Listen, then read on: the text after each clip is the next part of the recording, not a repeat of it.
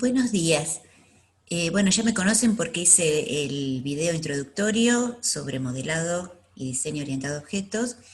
Y hoy lo que nos vamos a abocar en esta charla es a diagramas de clases, que es uno de los modelos estructurales más usados y que vamos a usar en la materia, que muestra la vista estática de un sistema orientado a objetos. El otro día habíamos visto algo en la introducción donde los objetos se muestran como cajas, rectángulos con tres compartimientos y se relacionan a través de asociaciones, que son estas líneas que pueden tener flecha o no, según si el conocimiento es para hacia un lado o si es hacia los dos, no le ponemos las flechas de terminación. O podemos tener herencia, ¿no? Entonces el diagrama de clases es un grafo con las clases que se relacionan. Las clases, como vimos el otro día en el concepto orientado a objetos, es un compartimento donde se pone el nombre de la clase, con mayúsculas, comienza, y atributos y operaciones. Los atributos son los que muestran el estado interno de los objetos de la clase, y las operaciones lo que ustedes normalmente llaman mensajes. Nosotros en UML lo llamamos operaciones, pero son los mensajes que la clase puede entender. Luego se le escribe un método asociado. Respecto a los atributos, vamos a especificar el nombre y de qué tipo son específicamente. Vamos a pedir eso en los modelos que hagamos de diagramas de clases en nuestra materia. Eventualmente la visibilidad, pero tener en cuenta, ahora les explico qué es visibilidad, tener en cuenta que en general los atributos no van a ser públicos, no vamos a diseñar atributos públicos porque contradice un poco la heurística de mantener el encapsulamiento de los objetos, o sea, no vamos a entrar en el estado interno del objeto, sino a través de un mensaje que nos permita hacerlo. Y entonces ahí necesitamos saber qué es la visibilidad, qué representa. Bueno, la visibilidad pública representa que el atributo puede ser visto y usado fuera de la clase. La privada es que el atributo solamente no puede ser accedido por otras clases, solamente se ve desde la clase a la cual pertenece. Y la protegida es que es privado, pero visible a las subclases de la clase donde está declarado.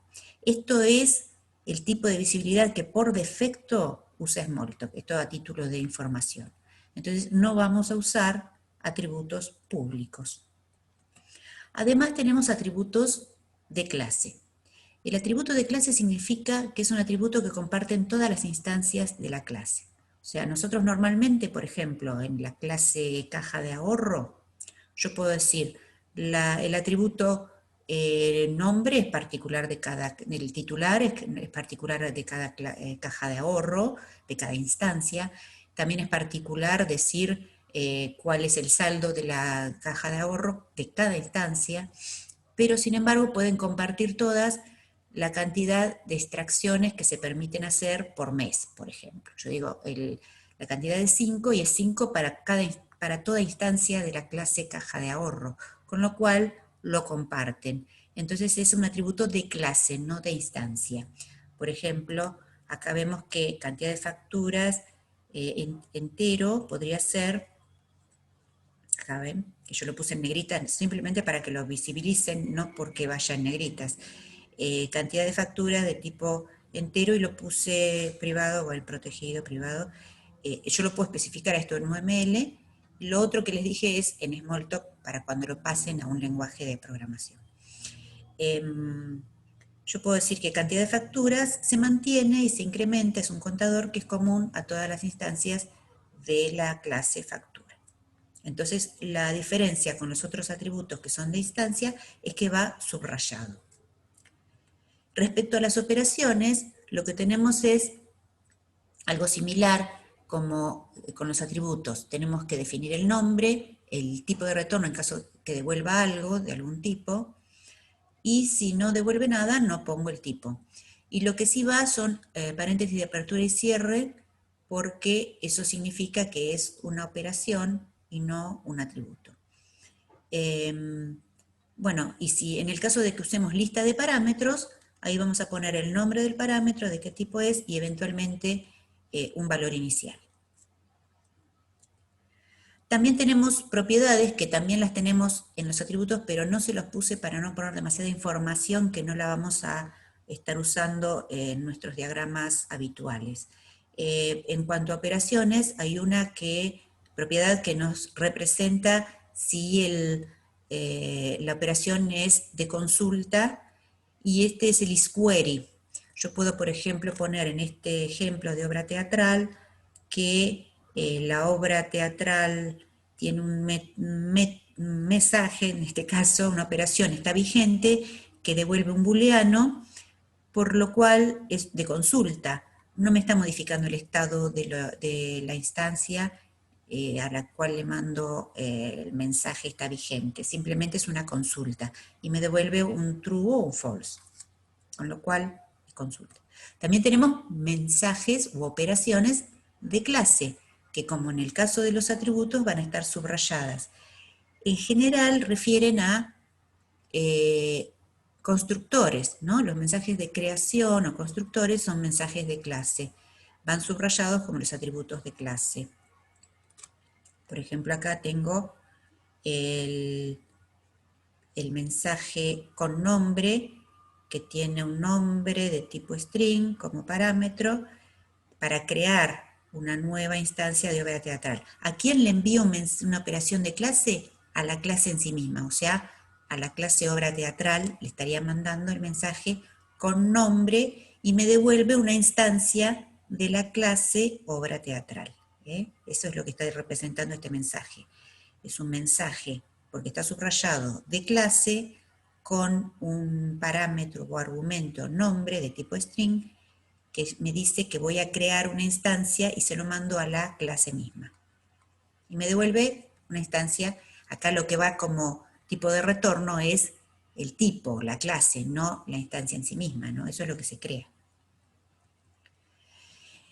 ¿Qué son las relaciones que vamos a utilizar? ¿Cuáles son y qué son las relaciones? Son conexiones semánticas entre objetos. ¿Y cuáles son las que vamos a usar en su mayoría? La asociación y la generalización. Esto también lo vimos en la introducción, pero bueno, acá lo retomamos y vemos algunas cositas más que podemos decir de asociación, por ejemplo, de asociación, que es la relación de conocimiento entre objetos, y se representa entre clases con este nombre, association o asociación.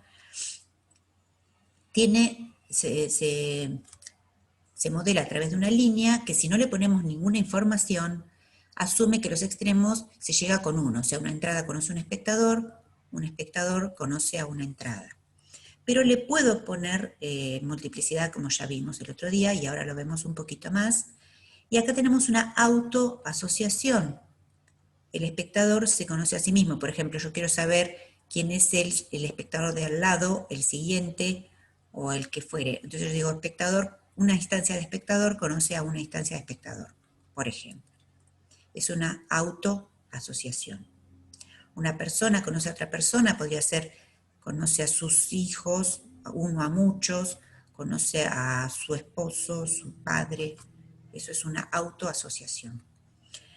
Y en las asociaciones también podemos tener multiplicidad, podemos tener el nombre del rol, como vimos el otro día, por ejemplo, en este caso, navegación. Un usuario conoce, y la navegación es hacia un lado solo, o sea, conoce a una instancia de clave a través del rol password. Y es exactamente una, no un asterisco, ni 0 asterisco. Entonces, ¿qué significa esto? Que voy a tener una relación donde cuando instancie un usuario voy a tener que instanciar un atributo más para usuario que es la password de tipo clave, de la clase clave, y voy a conocer a una, y navego hacia allá. Entonces tengo rol, multiplicidad, también podría ser privada, entonces le pongo un menos acá adelante como visibilidad, entonces le podría decir que este sea privado, como todos los otros atributos. Y en este caso de acá abajo, digo que un grupo de usuarios conoce a muchos usuarios a través del nombre usuarios. Un usuario, me paro acá y digo, un usuario conoce a varias claves a través de instancias de clave. Siempre los nombres de las clases, vale la redundancia y que lo vuelva a decir yo, van en singular. Acá podría ser grupo, grupo es singular, grupo de usuarios, usuario, clave, ¿está bien? O sea, van en singular. Lo que yo puedo hacer es conocer muchos de estos y después los voy a poder representar a través de un objeto compuesto, pero conozco a muchos de estos a través de un rol y de una asociación y no pongo clases en plural.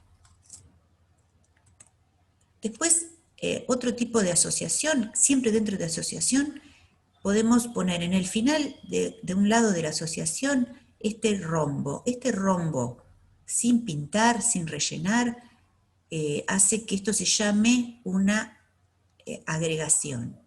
¿Sí? Una agregación es una relación, la misma que la asociación, pero que da más como pertenencia o parte de. Entonces, el rombo va pegado a la clase que es contenedora del otro. Por ejemplo, el equipo contiene varios miembros, un todo y las partes, ¿sí? Acá digo, esta parte es parte de este todo, esta parte es parte de este todo, estas partes, esto es lo mismo que decir esto, lo uní nada más.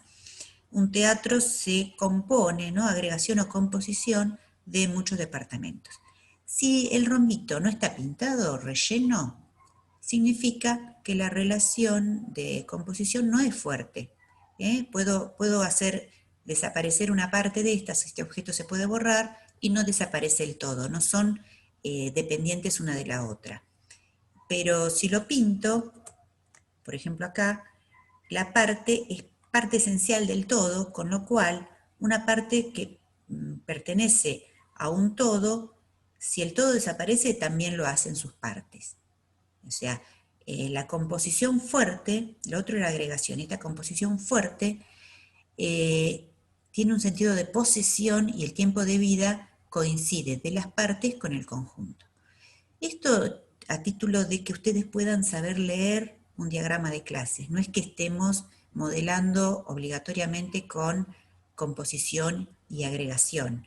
Se los doy a título de que ustedes conozcan cómo leer un diagrama de clases que pueda estar en una bibliografía, en una consulta que ustedes hagan en internet, porque pueden consultar al catálogo de la OMG donde están todas las relaciones, todos los elementos de UML. Ven esto y dirán, ¿y esto qué es?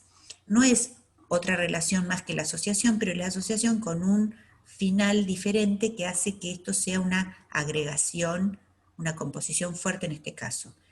Pero en general vamos a usar la línea con la flechita, o las líneas sin flechita, que es la asociación bidireccional.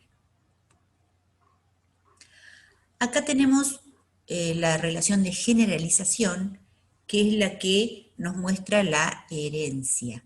La herencia, ustedes la vieron ya en la teoría, en la clase teórica.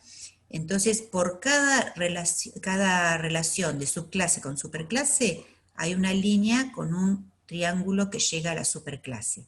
Acá hay 3 relaciones, una por cada subclase, pero la podemos representar así, que es lo mismo que 3 líneas separadas.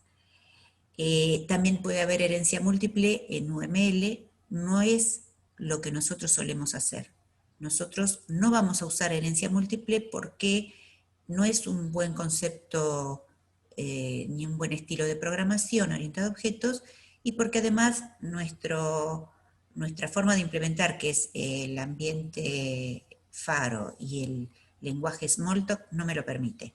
Pero igualmente la herencia múltiple complica los diagramas y los diseños orientados a objetos, con lo cual no lo vamos a tomar como un buen estilo de programación.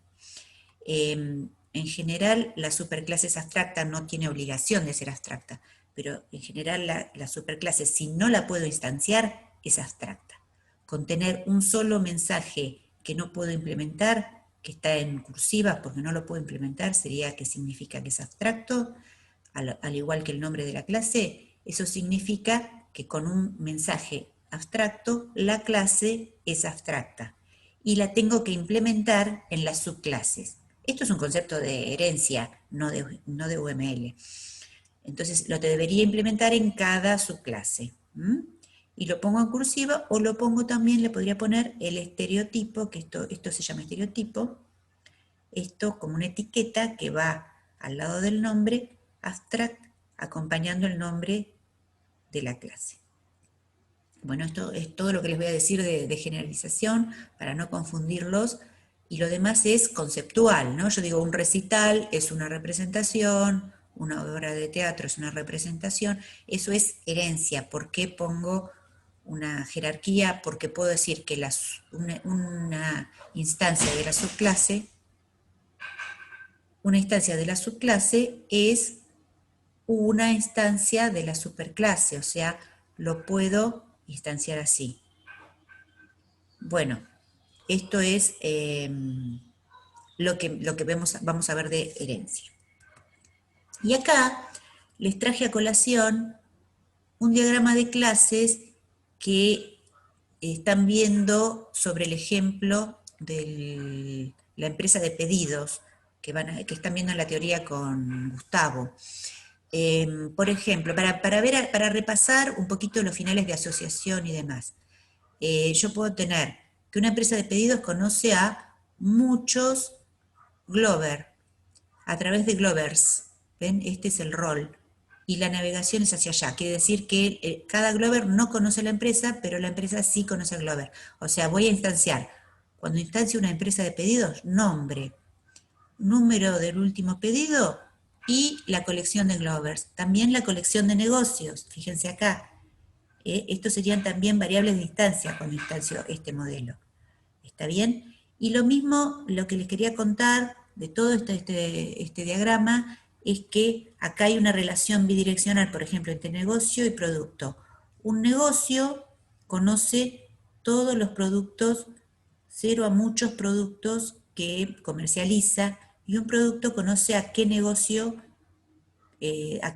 corresponde o pertenece, con lo cual asume un 1 acá, ¿no? Asume que conoce a un negocio. Bueno, y así podríamos leer todo el diagrama. No hay herencia acá, es todas relaciones de asociación. Y sobre las asociaciones, eso les quería decir. Cuando el conocimiento es hacia un lado solo, yo pongo un Glover, conoce a muchas evaluaciones, y le pongo la flecha. Y entonces, cuando instancie, voy a instanciar todos estos atributos y también esto que va a ser una colección, lo instancio para cada Glover. Y por otro lado digo que cada evaluación no conoce a su Glover, sino que desde el Glover veo las evaluaciones. Eso es a título de cómo especifiqué este diagrama de clases y cómo lo tienen que leer. Acá también hay una bidireccional que no tener flechas en los extremos significa con el conocimiento es mutuo. Pero cuando tengo flecha, sí o sí tengo que implementar en esa dirección. Y si no, si el conocimiento es mutuo, podría implementar en las dos direcciones. Bueno, esto para que conozcan un poquito de diagrama de clase. Después tenemos, finalmente, no lo puse como una relación en sí misma porque la vamos a usar muy esporádicamente, pero quiero que conozcan, acá estoy molestando yo, quiero que conozcan qué es una interfaz y cómo la modelo en UML. Una clase, como las que vimos recién, puede tener el estereotipo interface, como tenía el abstract, puede tener interface. Y eso va a representar una clase interfaz. La clase interfaz es abstracta porque no le voy a implementar sus mensajes. Los mensajes, operaciones que tenga la clase interfaz, los voy a implementar a través de otra clase que los implementa y que tiene que implementar a todos los métodos de la interfaz. Y se representa a través de una línea punteada que relaciona a la interfaz con la clase que la implementa. Por ejemplo, yo acá tengo que la clase, esta draggable, es implementada por región y por marker. Acá hay una relación de herencia acá arriba, pero acá abajo yo digo que esta región y marker implementan a estos dos mensajes. ¿Sí? Estos dos mensajes de esta interfaz son implementados por estas por esta y por esta. Podría ser por una sola, pero por esta y por esta. Estas dos tienen que darle implementación a esta interfaz. O sea, esta clase interface les da interfase a estas dos clases que implementan esos mensajes, cómo se muestran, ¿no? Cómo hacen estas operaciones. Entonces, yo tengo la posibilidad de modelar que una clase hace de interfaz de otras, que son del modelo. O sea, esto está en el modelo y esto está en la vista de mi sistema. Y eso lo puedo implementar. Hay ejercicios que requieren hacerlo, por eso introdujimos este concepto de interfaz. Bueno, esto es lo que vemos por hoy. La idea es que en el próximo video les deje algo de diagramas de secuencia que muestran a los objetos interactuando entre sí, que son objetos de las clases, de los diagramas de clases que ustedes ven acá. Hay conexión, por supuesto, entre la vista dinámica y estática. Bueno, esto es todo lo que les quería contar por hoy. Los dejo y nos vemos en el próximo videíto y luego ya en clases en vivo conmigo para ver un poquito más de UML. Gracias por escucharme.